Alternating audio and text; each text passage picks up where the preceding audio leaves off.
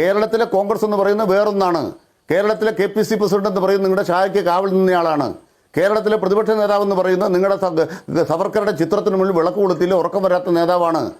അവരാണ് പറയുന്നത് നിങ്ങൾ 3-ാം സ്ഥാനത്തേക്ക് പോകില്ല, പാലക്കാട് 2-ാം സ്ഥാനത്ത് തന്നെയാണ്. അങ്ങനെ പറയുന്നവർ നിങ്ങളുടെ ഐശ്വര്യമില്ലേ? അതുകൊണ്ട് നിങ്ങളുടെ മാരാർജി ഭവനിൽ സതീശന്റെ പടം വെച്ചങ്ങ് വിളക്ക് കൊളുത്ത്. എല്ലാവരുടെയും വോട്ട് കിട്ടിയാണ് UDF സ്ഥാനാർത്ഥി ജയിച്ചതെങ്കിൽ അതെങ്ങനെയാണ് വർഗീയതയുടെ വിജയമാവുക? ശ്രീ അനിൽകുമാർ, അതായത് വർഗീയത എന്ന് പറയുന്ന പരസ്പരം സഹായിച്ചുകൊണ്ടിരിക്കുകയാണ്. ഒരു ഭാഗത്ത് വർഗീയ ധ്രുവീകരണം വരുമ്പോൾ മറുഭാഗത്ത് ഓട്ടോമാറ്റിക്കായിട്ട് വർഗീയ ധ്രുവീകരണം വരും. ഉദാഹരണമായിട്ട് STPയുടെ മുദ്രാവാക്യം കുന്തിരിക്കാൻ കരുതിക്കോ അവലും മല്ലും കരുതിക്കോ നിങ്ങളുടെ കാലന്മാർ വരുന്നുണ്ടെന്ന് STP മുദ്രാവാക്യം വിളിക്കുന്നു. ഈ മുദ്രാവാക്യം ആരുടേതാണ്? RSSൻ്റെതാണ്. കാരണം ഇവിടുത്തെ മുസ്ലിമിനെതിരായി ക്രിസ്ത്യാനി ഹിന്ദു ഒരുമിക്കണം എന്നുള്ളതാണല്ലോ RSSൻ്റെ ആവശ്യം. ഈ ആവശ്യം ഒരു മുദ്രാവാക്യമായി ആലപ്പുഴയിൽ വിളിച്ചപ്പോൾ SDPIയെ അറസ്റ്റ് ചെയ്തു. അവരുടെ പേര് കേസെടുത്ത പിണറായി വിജയൻ. ആ പിണറായി വിജയൻ അപ്പോൾ സംഘി വിജയനായി. ആരാണ് സംഘി വിജയൻ എന്ന് വിളിക്കുന്നത്? SDPക്കാര്. തിരിച്ച് BJP നേതാക്കന്മാരുടെ പേര് BJPയുടെ നേതാക്കന്മാരുടെ പേര് കേസെടുത്താൽ പിണറായി വിജയൻ സുഡാപ്പി വിജയനായി. ഇത് രണ്ടു കൂട്ടരും വർഗീയതയാണ് ഇവിടെ പയറ്റുന്നത്. അവർ തമ്മിലൊരു സഖ്യമുണ്ട്. ഇവിടുത്തെ ഒരു വർഗീയതയുടെ മഴവിൽ സഖ്യമുണ്ട്. ആ മഴവിൽ സഖ്യത്തിന്റെ യോജിച്ച സ്ഥാനാർത്ഥിയാണ് പാലക്കാട്ടെ UDF സ്ഥാനാർത്ഥി. അതാണ് ഇന്നത്തെ ലഡുവിൽ കണ്ടത്. നിങ്ങൾ ആ ലഡു കൊടുത്ത മുനിസിപ്പൽ ചെയർപേഴ്സന്റെ സങ്കടം കണ്ടില്ലേ? ലഡു കൊണ്ട് കൊടുത്ത ഓർക്കണമായിരുന്നു. ഉർവശി ശാപ ഉപകാരമല്ല, ഉപകാര സ്മരണ. ഞങ്ങൾ കോഴിക്കോട് സെമിനാർ നടത്തി. മുസ്ലിം ലീഗിനെ ക്ഷണിച്ചു, കോൺഗ്രസിനെ വിളിച്ചില്ല എന്ന് പറയാം. ഞങ്ങൾ ജമാഅത്തെ ഇസ്ലാമിയെ വിളിച്ചോ? ഞങ്ങൾ SDPയെ വിളിച്ചോ? ഈ പൗരത്വ ഭേദഗതി നിയമം വന്നപ്പോൾ ഏറ്റവും കൂടുതൽ വലിയ ജാഥ വെച്ചത് SDPയെ മുൻകൈ എടുത്താണ്. ന്യൂനപക്ഷത്തെ ആകെ ഇറക്കാൻ പോയി. കോൺഗ്രസ് ഉൾപ്പെടെയുള്ള സംഘടനകൾ അവരുടെ വേദി പോയി. CPM പോയില്ല. എന്താ CPMന്റെ നയം? നിങ്ങൾ SDPയെ മുൻനിർത്തിക്കൊണ്ട് ജമാഅത്തെ ഇസ്ലാമിയെ മുൻനിർത്തിക്കൊണ്ടും ഇതിനെ നേരിടാൻ പോയാൽ RSS ശക്തിപ്പെടും. പാലക്കാട്ട് BJP പരാജയപ്പെട്ടു എന്നതിൽ CPMന് ആശ്വാസമാണോ നിരാശയാണോ?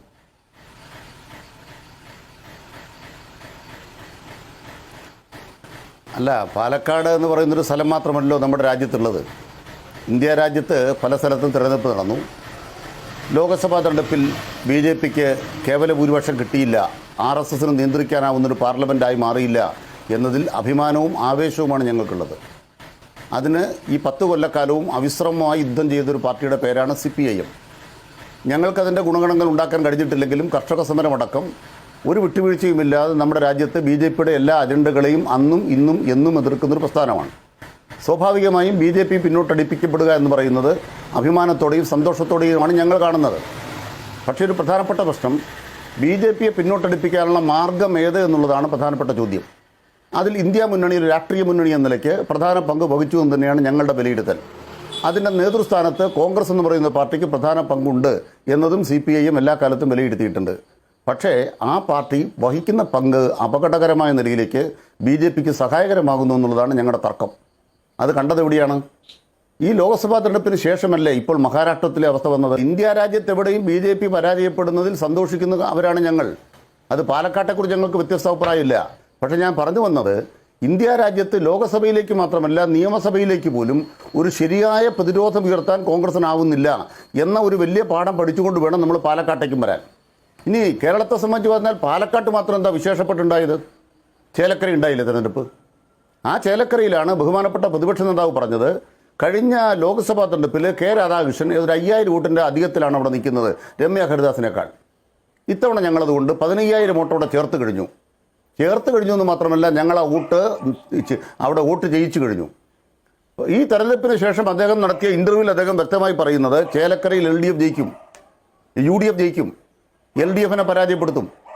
അത് 2026 നിയമസഭാ തെരഞ്ഞെടുപ്പിൻ്റെ ഒരു ഈടുവപ്പായി മാറും. അതോടുകൂടി മുഖ്യമന്ത്രി സ്ഥാനാർത്ഥി ആരെന്ന ചോദ്യത്തിലേക്കാണ് ഇൻ്റർവ്യൂ കിടക്കുന്നത്. ഞാൻ അതിലേക്ക് പോകുകയല്ല. എന്താ ഈ ചേലക്കരയ്ക്കൊരു ചേലില്ലാത്തത്? ചേലക്കര പിടിച്ചെടുക്കും, പിണറായി സർക്കാരിനെ ഇപ്പൊ പൂട്ടും. BJP വിജയിച്ചില്ല എന്നതിൽ CPMന് ആശ്വാസമാണോ നിരാശയാണോ എന്നാണ് ചോദ്യം. ചേലക്കര ഒന്നുമല്ല, പാലക്കാട് BJPയുടെ തിരിച്ചടി, BJPക്ക് ഏറ്റ തിരിച്ചടിയാണ് ചോദ്യം. അതിന് അല്ല, ഇന്നത്തെ ചർച്ച ഞാൻ കേട്ടത് ജനവിധിയെ സംബന്ധിച്ചല്ലേ? അതിൽ പാലക്കാട് തന്നെയാണ് പറഞ്ഞത്. എനിക്ക് അയച്ചു തന്ന ഞാൻ നിങ്ങളുടെ ഈ കാർഡ് ഞാൻ നോക്കാം. ഇല്ല, പാലക്കാടെന്ന് പാലക്കാടല്ല. ശ്രീ അനിൽകുമാർ, എന്നെ വിശ്വസിക്കാമല്ലോ. ഞാനല്ലേ ഇരിക്കുന്നത്, ഞാനല്ലേ താങ്കളോട് പറയുന്നത്. പാലക്കാടിനെ കുറിച്ചാണ് ചോദ്യം. വിശ്വസിക്കൂ ദയവായി. പാലക്കാടിനെ കുറിച്ച് മാത്രം ചർച്ച ചെയ്യാൻ എന്തെങ്കിലും ബുദ്ധിമുട്ടുണ്ടോ? പറയട്ടു, എന്നെ വിശ്വസിക്കൂ. ഞാൻ പറയാമല്ലോ, ഉത്തരം പറയാനല്ലോ ഇരിക്കുന്നത്. ഇതാ ഇവിടെ നിങ്ങൾ എനിക്ക് അയച്ചു തന്ന കാർഡ് എന്ന് പറയുന്നത് ജനവിധിയെ അവഹേളിക്കുന്ന ആര്? ജനവിധിയെ അവഹേളിക്കുന്ന ആരെന്ന് പറഞ്ഞാൽ ജനവിധിയെ അവഹേളിക്കുന്ന പ്രതിപക്ഷമാണ്. എന്താണ് പ്രതിപക്ഷം അവഹേളിക്കുന്നത്? ഒന്നാമത്തെ അവഹേളനം എന്ന് പറയുന്നത് ചേലക്കരയിലെ ജനങ്ങൾ ജനങ്ങളല്ലെന്നും അവിടുത്തെ മനുഷ്യർ മനുഷ്യരല്ലെന്നും ഇടതുപക്ഷത്തെ ജയിപ്പിക്കുന്നവർ കേരളീയരല്ലെന്നും അവർ ഇടതുപക്ഷത്തെ ജയിപ്പിച്ചാൽ ഞങ്ങൾ ആ വിജയത്തെ മുക്കിക്കൊല്ലും. ഈ കേരളത്തിനകത്ത് പ്രചണ്ഡമായ പ്രചരണങ്ങൾ ഉയർത്തി പാലക്കാട് പാലക്കാട് പാലക്കാട് പാലക്കാട് എന്ന് പറഞ്ഞ് പ്രചണ്ഡമായ പ്രചരണങ്ങൾ ഉയർത്തി ഞങ്ങൾ ആ ചേലക്കരയിലെ മനുഷ്യനെ ചവിട്ടിയരയ്ക്കും.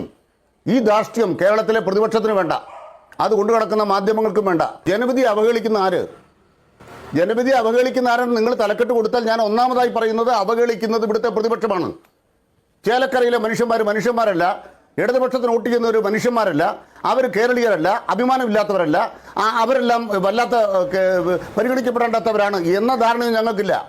ചേലക്കരയിൽ കേരളത്തിലെ സതീശനും പ്രതിപക്ഷത്തിനും ഈ മുഖ്യമന്ത്രിക്കെതിരെയും LDF-നെതിരെയും നടത്തിയ കള്ളപ്രചരണത്തിൽ എല്ലാവർക്കും ചെവിയുടെ കുറ്റിക്കടി കിട്ടി. അത് ഒന്നാമതായിരിക്കുക. അതുകൊണ്ട് ജനവിധി അവഹേളിക്കുന്നത് കേരളത്തിലെ ചേലക്കര തെരഞ്ഞെടുപ്പിന്റെ യഥാർത്ഥ ഫലം എന്തെന്ന് മനസ്സിലാക്കാത്ത, അല്ലെങ്കിൽ ഇത് മനസ്സിലാക്കാൻ സമ്മതിക്കാത്ത പ്രതിപക്ഷവും മാധ്യമങ്ങളുമാണ്. അതാണ് ഒന്നാമത്തെ ഉത്തരം. 2, പാലക്കാടുമായി ബന്ധപ്പെട്ട ഈ ചോദ്യം ചോദിക്കേണ്ട എന്നോടല്ല, VD സതീശനോടാണ്. എന്താ ഞങ്ങളുടെ കേസ്? പാലക്കാട് തെരഞ്ഞെടുപ്പ് നടക്കുന്നതിന് മുമ്പ് ബഹുമാനപ്പെട്ട ഗോവിന്ദൻ മാഷ് എന്താ പറഞ്ഞത്? പാലക്കാട് BJP 3-ാം സ്ഥാനത്താണ്. K മുരളീധരൻ എന്താ പറഞ്ഞത്? പാലക്കാട് BJP 3-ാം സ്ഥാനത്താണ്. എന്താണ് രമേശ് ചെന്നിത്തല പറഞ്ഞത്? പാലക്കാട് BJP 3-ാം സ്ഥാനത്താണ്. രമേശ് ചെന്നിത്തലയും K മുരളീധരനും നിങ്ങൾ രമേശ് ചെന്നിത്തല ഈ തെരഞ്ഞെടുപ്പിന്റെ അവസ്ഥ വെച്ച് തെരഞ്ഞെടുപ്പ് രംഗത്ത് നിന്നുകൊണ്ട് BJP-യുടെ സ്ഥിതി 3-ാം സ്ഥാനത്തേക്ക് പോകുമെന്ന് അല്ലേ? അതുപോലെ തന്നെ K മുരളീധരൻ പറയുന്നു പാലക്കാട് BJP 3-ാം സ്ഥാനത്തേക്ക് പോകുന്നു. പറയട്ടെ, ഈ തെരഞ്ഞെടുപ്പിലെ മത്സരം LDF UDF തമ്മിലാണ് എന്ന് ഞാൻ പറയുന്നതാണ് യഥാർത്ഥ ഉത്തരമെന്നും കഴിഞ്ഞ 2 തെരഞ്ഞെടുപ്പിലെ ഫലമല്ല ഞാൻ പറഞ്ഞതെന്ന് ഷാനിക്ക് നന്നായിട്ടറിയാം. ഷാനി അത് വീണ്ടും ആ ചോദ്യം ചോദിക്കുന്നത് എന്തിനാണ്? ആളുകളെ തെറ്റിദ്ധരിപ്പിക്കാനല്ലേ? ഞാൻ ആരെയും തെറ്റിദ്ധരിപ്പിച്ചില്ല. ഈ തെരഞ്ഞെടുപ്പിനെ കുറിച്ചാണ് K മുരളീധരൻ പറഞ്ഞത്, രമേശ് ചെന്നിത്തല പറഞ്ഞത്, MB ഗോവിന്ദൻ മാഷ് പറഞ്ഞത്. ഈ 3 ആളുകളും പറയുമ്പോൾ ക്യാമ്പയിന്റെ രംഗത്ത് യുദ്ധം ചെയ്യുന്നവർ പറയുന്നു LDF UDF തമ്മിലാണ് മത്സരം. LDF UDF തമ്മിലാണ് മത്സരം എന്ന് പറയുമ്പോൾ പ്രതിപക്ഷ നേതാവ് പറയുന്നു അയ്യോ LDF UDF തമ്മിലല്ല, BJP ഒരിക്കലും പുറകോട്ട് പോയിട്ടില്ല, BJP ആണ് ഇപ്പോൾ ശത്രു, അതുകൊണ്ടോ BJP 2-ാം സ്ഥാനത്ത് ഉറപ്പിച്ചത് സതീശനാ. അതാണ് ഞങ്ങളുടെ കേസ്. അങ്ങനെ ഒരു ഭാഗത്ത് BJP ഉറപ്പിക്കുക മാത്രമല്ല ചെയ്തത്, മറുഭാഗത്ത് ഈ BJP എങ്ങനെയാണ് ശക്തിപ്പെടുത്തുന്നത്? എന്തിനാണ് ഹിന്ദുത്വ മതത്തിന്റെ രാഷ്ട്രീയത്തിന്റെ പേരിലുള്ള ആ വർഗീയ രാഷ്ട്രീയം ശക്തിപ്പെടുത്തുന്നത്? അങ്ങപ്പുറം വേറെ കൂട്ടരുണ്ടല്ലോ. തെരഞ്ഞെടുപ്പ് കഴിഞ്ഞപ്പോൾ ബഹുമാനപ്പെട്ട ഷാനി തന്നെയല്ലേ നേരെ ചൊവ്വയ്ക്ക് ശേഷമാണെന്ന് തോന്നുന്നു, അതിലാണെന്ന് തോന്നുന്നു SDP-യെ കേരളത്തിന് പരിചയപ്പെടുത്തിയത്. ആ SDP-യെയും ഈ കോൺഗ്രസിന്റെ സ്ഥാനാർത്ഥിയും കൂടെ കെട്ടിപ്പിടിച്ച് നിൽക്കുന്ന ഒരു ചിത്രം ഞാൻ അങ്ങോട്ട് തരട്ടെ. ഇപ്പോൾ നിങ്ങളത് പ്രകാശനം ചെയ്യുമോ? വെൽഫെയർ പാർട്ടിയുടെ അല്ലെങ്കിൽ ജമാഅത്തെ ഇസ്ലാമിയുടെ ആഫീസിൽ പോയിട്ട് ഈ സ്ഥാനാർത്ഥി പോയിരിക്കുന്ന അവരോടൊപ്പമുള്ള ചർച്ചയുടെ ചിത്രം ഞാൻ തരാം. നമ്മുടെ നാട്ടിൽ നടന്നതല്ലേ. അതുകൊണ്ട് BJP വെറുതെയല്ല, BJP-യെ മാത്രം കണ്ടു കാര്യമില്ല. അവിടെ BJP 3-ാം സ്ഥാനത്തേക്ക് പോകുമ്പോൾ BJP 3-ാം സ്ഥാനത്തേക്ക് പോകാതിരിക്കാൻ വേണ്ടി ആ BJP അവിടെ രംഗത്ത് 2-ാം സ്ഥാനത്ത് നിർത്തി ന്യൂനപക്ഷങ്ങൾ ഇടതുപക്ഷത്തിന് വോട്ട് ചെയ്താൽ അപകടമാണ് എന്ന ഒരു ഭീതി പരത്തി ആ തെരഞ്ഞെടുപ്പിനെ കളങ്കിതമാക്കിയതിന്റെ 1-ാം സ്ഥാനത്ത് നിൽക്കുന്നത് VD സതീശനാണ്. ഇനി ഇന്നത്തെ വാർത്തയിൽ മറന്നുപോകാത്ത കാര്യം എന്താണ്? ചാനലുകളുടെ വെളിച്ചത്തിലല്ലേ BJP-യുടെ അവിടുത്തെ നഗരസഭയുടെ ചെയർപേഴ്സൺ ലഡു വാങ്ങിക്കുന്നത്? ശിവരാജൻ ലഡു വാങ്ങിക്കുമ്പോൾ ഒരു BJP പ്രവർത്തകൻ തടയുന്നു, നമ്മുടെ കൺമുമ്പിലല്ലേ. എന്തായിരുന്നു ഡീല്? BJP-യുടെ കുറേ വോട്ടും വാങ്ങി, SDP-യുടെ കുറേ വോട്ട് വാങ്ങി, ജമാഅത്തെ ഇസ്ലാമിയുടെ കുറേ വോട്ട് വാങ്ങി, ഒക്കെ അവിടെ താൽക്കാലികമായി ചില കാര്യങ്ങൾ നടന്നിട്ടുണ്ടെങ്കിൽ പാലക്കാടല്ല കേരളം, പാലക്കാടല്ല ഇന്ത്യ, ആ പാലക്കാടിന് അപ്പുറത്തും ഇപ്പുറത്തും ഒരു ലോകമുണ്ട് എന്ന തിരിച്ചറിവുണ്ടാകണം. ആ തിരിച്ചറിവിനപ്പുറത്ത് UDF തുടർച്ചയായിട്ട് ജയിച്ചുകൊണ്ടിരിക്കുന്ന ഒരു മണ്ഡല പുനഃസംഘടനയ്ക്ക് ശേഷം ഇതുവരെ ഞങ്ങൾ ജയിച്ചിട്ടില്ലാത്തൊരു മണ്ഡലം, അവിടെ ഞങ്ങൾ മുന്നോട്ട് വന്നിരിക്കുന്നു. ലോക്സഭാ തെരഞ്ഞെടുപ്പിനേക്കാൾ മുന്നോട്ടാണ്, കഴിഞ്ഞ നിയമസഭാ തെരഞ്ഞെടുപ്പിനേക്കാൾ മുന്നോട്ടാണ് കേരള രാഷ്ട്രീയത്തിനകത്ത് ഇടതുപക്ഷത്തിന്റെ ഒറ്റ ചോദ്യം കൂടി. അപ്പോൾ താങ്കൾ പറഞ്ഞ പോലെ മണ്ഡല പുനർനിർണയത്തിന് ശേഷം നിങ്ങൾ ജയിച്ചിട്ടില്ലാത്ത, നിങ്ങൾ രണ്ടാമത് വന്നിട്ടില്ലാത്ത കഴിഞ്ഞ 2 തെരഞ്ഞെടുപ്പുകളിൽ, ഇപ്പോൾ 3 തെരഞ്ഞെടുപ്പായി രണ്ടാമത് പോലും വന്നിട്ടില്ലാത്ത മണ്ഡലത്തിൽ ജനവിധി എന്താകണമായിരുന്നു എന്നാണ് ശ്രീ അനിൽകുമാർ കരുതുന്നത്? ഇടതുപക്ഷ ജനാധിപത്യത്തിലേക്ക് അവകാശപ്പെട്ടതാണ് ജയം. ചേലക്കരയിലെ ജനങ്ങൾക്ക് LDF-നെ ജയിപ്പിക്കാമെങ്കിൽ ഏത് വകയിൽ നിങ്ങൾക്ക് പറയുക? ജമാഅത്ത് ഞാൻ പറയാം. ഒന്നാമത്തെ കാര്യം പറയാം, അന്തസ്സായി പ്രവർത്തിക്കുന്ന ഗവൺമെന്റാണ് കേരളത്തിലുള്ളത്. ഈ തെരഞ്ഞെടുപ്പിനകത്ത് കേരളത്തിലെ സർക്കാരിനെതിരെ എന്തെങ്കിലും ഒരു ആരോപണം ഉന്നയിക്കപ്പെട്ടോ? കേരളത്തിലെ സർക്കാരിനെതിരായും മുഖ്യമന്ത്രിക്കെതിരായും അഴിമതിയുടെ ആരോപണങ്ങൾ ഉന്നയിച്ചവർ കൊടുത്ത കേസുകളിലെല്ലാം തോറ്റു തൊപ്പിയിട്ടില്ലേ? ഒരു ആരോപണമെങ്കിലും നിങ്ങൾ കേട്ടോ? ഞങ്ങളുടെ സർക്കാരിൻ്റെ ഭരണ നടപടികളിലെ കുറവിനെ കുറിച്ച് ഒരു ആക്ഷേപമെങ്കിലും പ്രതിപക്ഷം പറഞ്ഞോ? എന്തായിരുന്നു പ്രതിപക്ഷത്തിൻ്റെ കേസ്? എന്തായിരുന്നു പ്രതിപക്ഷത്തിന്റെ ആരോപണം? ഞാൻ പറയുന്ന ചോദ്യം, SDPI തള്ളിപ്പറയാതെ, ജമാഅത്തെ ഇസ്ലാമിയെ തള്ളിപ്പറയാതെ ഒരു തെരഞ്ഞെടുപ്പ് നടന്നു എന്ന് മാത്രമല്ല, അവിടെ UDF എടുത്ത തന്ത്രം എന്താണ്? അവരെ ഉപയോഗിച്ചു, അവരെ പ്രവർത്തനരംഗത്തിറക്കി, അവരുടെ സഹായത്തോടെ BJP തോപ്പിച്ചു എന്ന് പറഞ്ഞാൽ ആ വിജയം കളങ്കപ്പെട്ടു. ആ കളങ്കിതമായ വിജയമാണ് UDF അവിടെ ഇപ്പൊ അവകാശപ്പെടാൻ കഴിയുക. അതുകൊണ്ടാണ് ആദ്യം ജാതിയായിട്ട് ഇറങ്ങിയത്. പാലക്കാട് രണ്ടാമതെത്തിയ, അതായത് പരാജയം നേരിട്ട് രുചിച്ച BJPക്ക് ഇല്ലാത്ത വർഗീയത ആരോപണം CPM-നുണ്ടായത് എങ്ങനെയാണ്? അല്ല, BJPക്ക് ഇല്ലാത്തതിന് കാരണം എന്താണെന്ന് വെച്ചാൽ BJP കോൺഗ്രസ് വിജയത്തിൽ സന്തോഷിക്കുന്ന ഒരാളാണ് ഞാൻ. ഇന്ന് ലഡു കഴിക്കുന്ന അവിടുത്തെ ചെയർപേഴ്സനെ കണ്ടില്ലേ?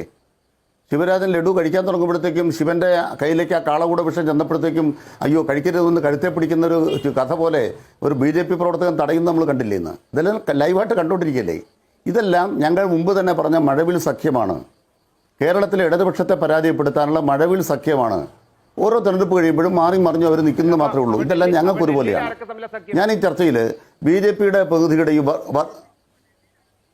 ഡൽഹിയിൽ ഞങ്ങളുടെ സഖ്യമുണ്ട്. ആ സഖ്യം നിങ്ങളെ തോപ്പിക്കാനാണ്. നിങ്ങളെ തോപ്പിക്കാൻ, അദാനിയുടെ പാർട്ടിയെ തോപ്പിക്കാൻ, അമേരിക്കയിൽ നിന്ന് വാറണ്ട് വന്ന അദാനി ഉണ്ടല്ലോ, അദാനിയുടെ പാർട്ടിയെ തോപ്പിക്കാനുള്ള എല്ലാ ശക്തിയും ഇവിടെ വാളയാർ കഴിഞ്ഞാൽ മാത്രമല്ല ഇവിടെയും കൂട്ടുകാരാണ്. ഈ കാര്യത്തിൽ ഇവിടെയും കൂട്ടു തന്നെയാണ്.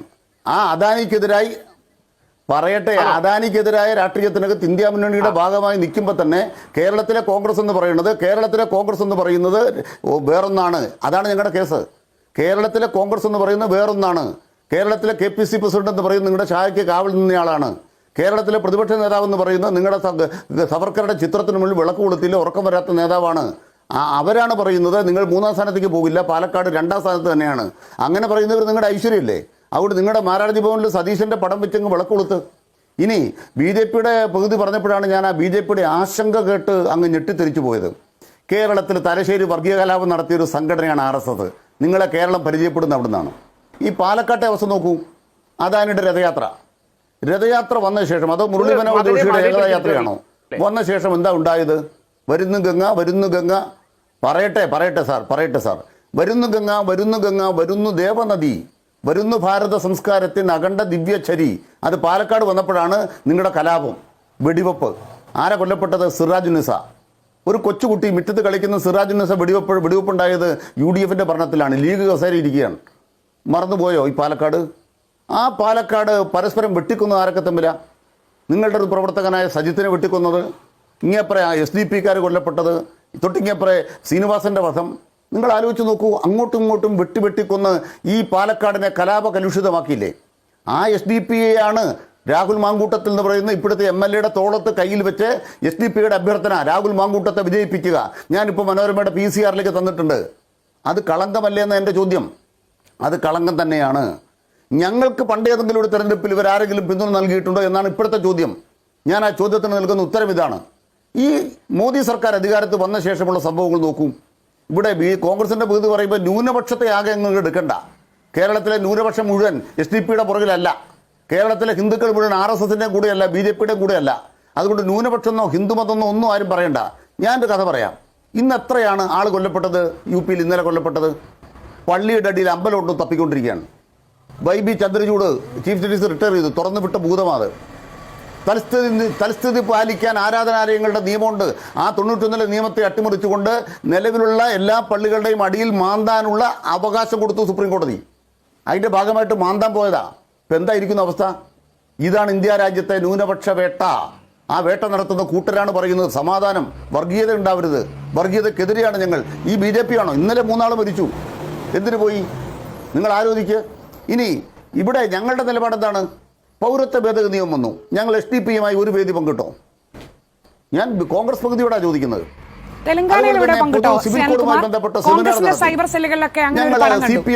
ശരിയാണോ? സീതാറാം യെച്ചൂരിയും SDPI നേതാവും ജമാഅത്തെ ഇസ്ലാമി നേതാവും ഒക്കെ കൂടി തെലങ്കാനയിൽ ഈ പൗരത്വ നിയമ ഭേദഗതിക്കെതിരെ ഒരു വേദി പങ്കിട്ട ഫോട്ടോ ഇന്ന് കോൺഗ്രസുകാർ പ്രചരിപ്പിക്കുന്നുണ്ട്. അത് ശരിയാണോ?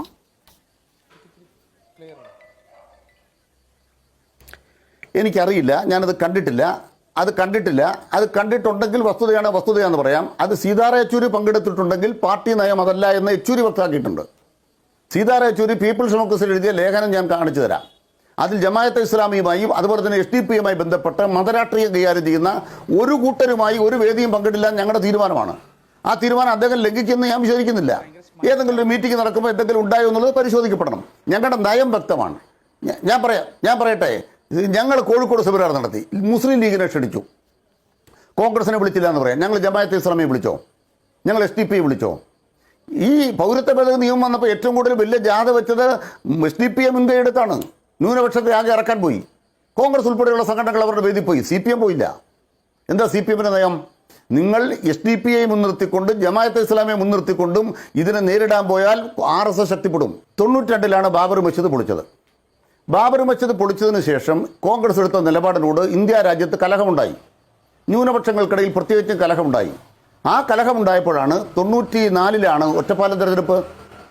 ഒറ്റപ്പാലം തെരഞ്ഞെടുപ്പ് നടക്കുമ്പോൾ ഈ ബാബറി മസ്ജിദ് പൊളിച്ച ശേഷമുള്ള ആദ്യത്തെ തെരഞ്ഞെടുപ്പ് 1.25 ലക്ഷം CPM ജയിക്കുന്നു. ആ തെരഞ്ഞെടുപ്പിനകത്ത് CPM-ന് വോട്ട് ചെയ്യാമെന്ന് ആരെങ്കിലും പറഞ്ഞ ഉടനെ അന്നത്തെ കേന്ദ്ര പ്രശ്നം എന്താ? അന്നത്തെ കേന്ദ്ര പ്രശ്നം ബാബറി മസ്ജിദ് പൊളിച്ചതും അതിന് RSS-നും BJP-ക്കും എതിരായും മിണ്ടാതിരുന്ന നരസിംഹറാവുവിനെതിരായി ന്യൂനപക്ഷം കൂട്ടമായി വോട്ട് ചെയ്തു. കോൺഗ്രസ് എന്തിനാ മുസ്ലിം സമുദായത്തോട് മാപ്പ് പറഞ്ഞത്? എന്തിനാ മാപ്പ് പറഞ്ഞത്? സിഖ് സമുദായത്തോട് മാപ്പ് പറഞ്ഞത്? കൂട്ടക്കൊലകൾ നടത്തിയതിന്, CPM ധാരണയിലുണ്ടായിരുന്നു. ഏതൊക്കെ കാലത്ത് ജമാഅത്തെ ഇസ്ലാമിയുടെ പിന്തുണ CPM സ്വീകരിച്ചിട്ടുണ്ട്? സത്യസന്ധമായി പറഞ്ഞാൽ ഏത് കാലം വരെ സ്വീകരിച്ചിട്ടുണ്ട്? അവിടെയാണ് ഞങ്ങളുടെ വ്യക്തമായ നിലപാട് പറയുന്നത്. ഒന്ന്, 1996-ൽ ദേശാഭിമാനിയുടെ ഒരു ലേഖനം വന്നു, മുഖപ്രസംഗം തന്നെ. ജമാഅത്തെ ഇസ്ലാമി ആ സന്ദർഭത്തിൽ പരസ്യമായൊരു നിലപാട് പ്രഖ്യാപിച്ചു.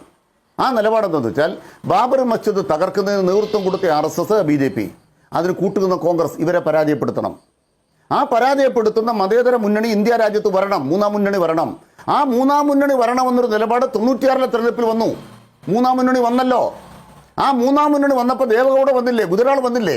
ആ തെരഞ്ഞെടുപ്പ് നടക്കുന്ന ഒരു ഘട്ടത്തിൽ കോൺഗ്രസിനെയും BJP-ക്കുമെതിരായ ഒരു ബദൽ ഉയർന്നു വരണമെന്ന് രാജ്യത്തൊരു സംവിധാനം വന്നപ്പോൾ അതിന്റെ ഭാഗമായി കേരളത്തിലെ ഇടതുപക്ഷത്തിന് ഞങ്ങൾ പിന്തുണ കൊടുക്കുന്നുവെന്ന് ഒരു പ്രഖ്യാപനം വന്ന സന്ദർഭത്തിൽ CPM-ന്റെ മുഖപത്രമായ ദേശാഭിമാനി എന്താ പറഞ്ഞത്? ഏതൊരു കാര്യത്തെയും തങ്ങളുടെ മതപരമായ കാഴ്ചപ്പാടിലൂടെ മാത്രം കരുതുന്ന ഒരു ജമാഅത്തെ ഇസ്ലാമി ഇത്തരമൊരു സന്ദർഭത്തിൽ ഒരു നിലപാട് സ്വീകരിച്ചിട്ടുണ്ട്. അത് ഇന്നുള്ള രാഷ്ട്രീയ സന്ദർഭങ്ങളിൽ ഒരു നിലപാടാണ്. ഞങ്ങൾ അതിന് പരസ്യമായവരെടുത്ത നിലപാടിന് പരസ്യമായ പ്രതികരണം കൊടുത്തു. യാതൊരു ധാരണയുമില്ല. ഇന്ത്യ രാജ്യത്ത് കോൺഗ്രസിനും BJP-ക്കുമെതിരായ ഒരു മൂന്നാം മുന്നണി വരുന്ന ഘട്ടത്തിൽ അവർ നിലപാട് സ്വീകരിച്ചു. ആ മൂന്നാം മുന്നണി സംവിധാനം തകർന്നതോടുകൂടി അവരുടെ നിലപാട് അവർ മാറ്റിയിട്ടുണ്ട്. ആ ദേശീയ നിലപാട് അവരെടുത്തപ്പോൾ അവർ പരസ്യമായി എടുത്ത നിലപാടിനോട് ഞങ്ങളൊരു പ്രതികരണം നടത്തിയിട്ടുണ്ട്. പരസ്യ പ്രതികരണം പോലെയാണോ രഹസ്യബാന്ധവം? ഏത് കാലം വരെയാണ് നിങ്ങൾ ജമാഅത്തെ ഇസ്ലാമിയുടെ മൂന്നാം മുന്നണി ദേശീയ രാഷ്ട്രീയ അവിടെയാണ് പറയുന്നത്. ഞങ്ങൾ പിന്തുണ സ്വീകരിക്കുകയല്ല, അത് അങ്ങനെ തെറ്റായി വ്യാഖ്യാനിക്കരുത്. ഒരു പ്രത്യേക രാഷ്ട്രീയ സന്ദർഭത്തിൽ അവരൊരു നിലപാട് പ്രഖ്യാപിക്കുന്നു. ആ നിലപാടിനോട് രാഷ്ട്രീയ പാർട്ടി എന്ന നിലയ്ക്ക് ഞങ്ങളുടെ പ്രതികരണം ഞങ്ങൾ പറയുന്നു. ആ പ്രതികരണത്തിനകത്ത് രാഷ്ട്രീയമായൊരു സംവാദം അവിടെയുണ്ട്. പിന്നീട് ജമാഅത്തെ ഇസ്ലാമിയുമായി ബന്ധം വേണ്ടാന്ന് തീരുമാനിച്ചത് എന്തായിരുന്നു? ജമാഅത്തെ ഇസ്ലാമിയെ ഇതുപോലെ ഇപ്പോൾ പറയുന്നത് പോലെ ജമാഅത്തെ ഇസ്ലാമി വർഗീയവാദികളാണ് എന്ന് CPM തിരിച്ചറിയുന്നപ്പോഴാണ്? ഏത് കാരണത്തിലാണ്, ഏത് സാഹചര്യത്തിലാണ്? അങ്ങനല്ല, ഞാൻ ആദ്യം തന്നെ പറഞ്ഞത് ജമാഅത്തെ ഇസ്ലാമിയുടെ പിന്തുണ CPM സ്വീകരിക്കുക എന്ന നിലയല്ല സംഭവിച്ചത്. ഇന്ത്യ രാജ്യത്ത് കോൺഗ്രസ് പാർട്ടിയോടൊപ്പം നിന്നിരുന്നവർക്ക് കോൺഗ്രസ് പാർട്ടിയിൽ വിശ്വാസം നഷ്ടപ്പെട്ടു. അതിൻ്റെ ഭാഗമായി മതന്യൂനപക്ഷങ്ങൾ ഇന്ത്യ രാജ്യത്ത് കോൺഗ്രസിൽ നിന്നും അകലുന്ന വ്യക്തമായ നിലപാട് സ്വീകരിച്ച ആദ്യ തെരഞ്ഞെടുപ്പ് എന്ന് പറയുന്ന ഒറ്റപ്പാലം തെരഞ്ഞെടുപ്പാണ്. 1.25 ലക്ഷം വോട്ടിന് LDF ജയിക്കുന്ന ആദ്യത്തെ ഒരു തെരഞ്ഞെടുപ്പ്, ഉപതെരഞ്ഞെടുപ്പ്, KR നാരായണന്റെ മണ്ഡലത്തിൽ ഉപതെരഞ്ഞെടുപ്പ്. അതിനുശേഷം ലോക്സഭയിലേക്ക് 96-ൽ തെരഞ്ഞെടുപ്പ് നടക്കുമ്പോൾ കോൺഗ്രസിനും BJP-ക്കും എതിരായ ഒരു മൂന്നാം മുന്നണി രൂപപ്പെടുന്നു. മൂന്നാം മുന്നണി രൂപപ്പെടുന്ന സാഹചര്യത്തിൽ ബാബറി മസ്ജിദ് തകർത്തവരെയും തകർക്കാൻ കൂട്ടുനിന്നവരെയും എതിർക്കുമെന്നൊരു നിലപാട് ജമാഅത്തെ ഇസ്ലാം സ്വീകരിച്ചു. ആ സ്വീകരിച്ച ഘട്ടത്തിൽ അതിനോട് CPM പരസ്യമായി പ്രതികരിച്ചു എന്നാണ് ഞാൻ പറഞ്ഞത്. ആ പ്രതികരണമാണ് ദേശാഭിമാനിയുടെ വരികളിൽ കണ്ടത്. ഇന്ന് നമ്മുടെ രാജ്യത്തെ രാഷ്ട്രീയം എവിടെ നിൽക്കുന്നു? ഇതാണ് CPM വിലയിരുത്തുന്നത്. അങ്ങനെ വിലയിരുത്തുമ്പോൾ 2014-ൽ നരേന്ദ്രമോദി അധികാരത്തിൽ വന്ന ശേഷം ന്യൂനപക്ഷങ്ങൾക്കെതിരായ വേട്ട തീവ്രതരമാക്കുകയും ഭരണകൂടത്തിലേക്ക് ഹിന്ദുത്വ രാഷ്ട്രീയം കടന്നു കയറിയിരിക്കുകയും ചെയ്യുമ്പോൾ അതിനെതിരായ പ്രതിരോധം സ്വത്വ രാഷ്ട്രീയത്തിൻ്റെ അടിസ്ഥാനത്തിൽ, ഒരു ന്യൂനപക്ഷ മതത്തിൻ്റെ അടിസ്ഥാനത്തിൽ മാത്രം ഉണ്ടാകുന്നത് സംഘപരിവാരത്തെ സഹായിക്കുന്നുവെന്നാണ് ഞങ്ങൾ വിലയിരുത്തിയത്. മതരാഷ്ട്രീയം കൈകാര്യം ചെയ്യുമ്പോൾ മതരാഷ്ട്രീയം കൈകാര്യം ചെയ്യുമ്പോൾ ഹിന്ദുത്വ മതരാഷ്ട്രീയത്തിന്റെ ഭാഗമായി ഭരണഘടനയെ ഒരു മതഭരണഘടനയാക്കാൻ നോക്കുന്ന അപകടത്തിലേക്ക് BJP വളരുന്നു. ഭരണകൂടത്തിൽ അവർ നിലപാടെടുക്കുന്നു, ജുഡീഷ്യറിയിൽ വരെ നുഴഞ്ഞു കയറുന്നു. അപ്പൊ നിങ്ങളുടെ പ്രതിരോധം എന്തായിരിക്കണം? മതപരമായ പ്രതിരോധം. ഇപ്പോൾ ജമാഅത്തെ ഇസ്ലാമി പിന്തുണച്ചാൽ നിരാകരിക്കുമോ?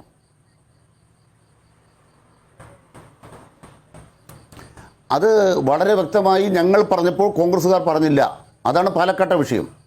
പാലക്കാട്ടെ പ്രധാനപ്പെട്ട കാര്യം SDPIയും ജമാഅത്തെ ഇസ്ലാമിയുണ്ട്. CPM ഒരു നിലപാടെടുത്തത് തെരഞ്ഞെടുപ്പ് വേദിയിൽ മാത്രമല്ല, ഒരു യോജിച്ചുള്ള സമരവേദിയിലോ സംഘടനാ വേദിയിലോ അവരുമായി വേദി പങ്കിടുന്ന പ്രശ്നം പോലുമില്ല. ഇപ്പോഴത്തെ നിലപാടല്ല, പിന്തുണ നേരത്തെ പരസ്യപ്പെടുത്ത നിലപാടാണ്.